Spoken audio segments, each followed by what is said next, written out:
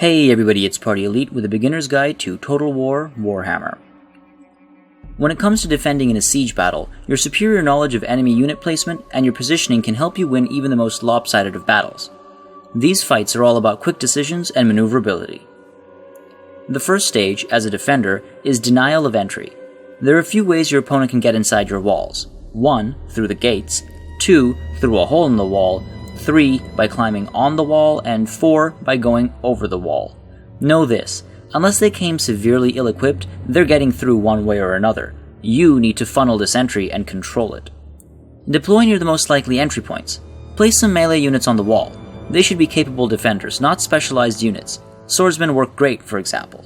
Watch the enemy's approach, and shuffle your troops accordingly. Make sure your enemy's units meet their counter at the top of the wall. Range units should be deployed just inside the walls on the ground. This might seem counterintuitive, but it tends to work better with the mechanics of the game, as you don't want your range units to get caught in a melee without support. Also, remember, you actually need to control your towers. That means a unit needs to hold the area around them. Finally, set everybody off fire at will, and most importantly, turn skirmish mode off for the start of the battle. There's going to be close quarters fighting here. You need people to hold fast at the onset. Immediately as the battle starts, try to bring down the siege towers. In sieges, the attacker now deploys in range of defensive towers, so as soon as you hit start battle, select your towers and target an enemy siege tower each. If you're able to destroy even one, you will significantly slow down the enemy advance. When the towers get past your defensive firing arcs, retarget high-threat troops to damage them before they even get in. As this is happening, reposition your troops on the walls if needed, leaving the reserves on the ground and laying them out in a way that counters the enemy positioning. You'll see, for example, in this battle, I have spearmen ready at the gates to face off against so many large troops, and I've got handgunners and crossbowmen ready to focus fire these extremely dangerous units as well. Next, prepare for flying units. If you have flying units, send them in to intercept, if not kill. If you don't, prepare your ranged units to open fire by positioning them at likely points of attack, and have your anti-large units ready to pin and kill them. That means you need to keep them somewhat spread out to cover larger ground. As all this is happening, you're quickly going to transition into Phase 2, defending the walls. If the enemy is likely to enter through the gate or a hole in the wall, there are a few options. Many like to engage the enemy right at the gate, forcing a pile-up behind the enemy while occupying only one of yours. I like to let them in a little bit to encircle them in a dead-end hallway of death. If I can cause high damage to health and morale, I could rout a unit or two just as they enter and engage initially. Think about the crossfire from rifles, or charging an incoming unit with its counter on either side.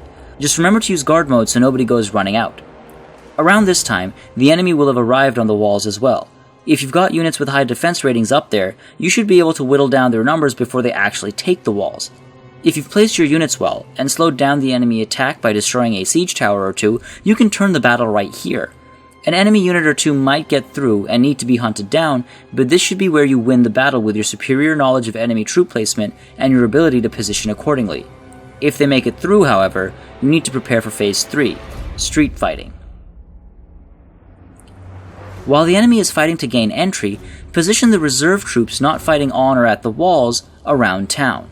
Maneuverability is key here. You want to be able to run your units around and flank the enemy as they march down alleys. Make sure any path the enemy is likely to take has units that will hold the line while they wait for others to run around buildings to attack from the sides or behind. Use buildings to protect the flanks of your units, and remember, use squarish unit shapes in order to maintain a sense of decorum and to prevent a cavalry charge from breaking right through. Sieges can quickly devolve into chaos, and when that happens, you're heading towards a loss. As a defender, you never want a siege battle to take over open space. Your biggest advantage is the ability to funnel and block the enemy as they enter. Sieges are bloody affairs. At the end of the day, it's about making sure it's more of the enemy's blood on the ground than yours, and that's what being a great general is about. For more tips and tricks, subscribe to this channel, and if there's something you'd like to see covered, let me know in the comments below.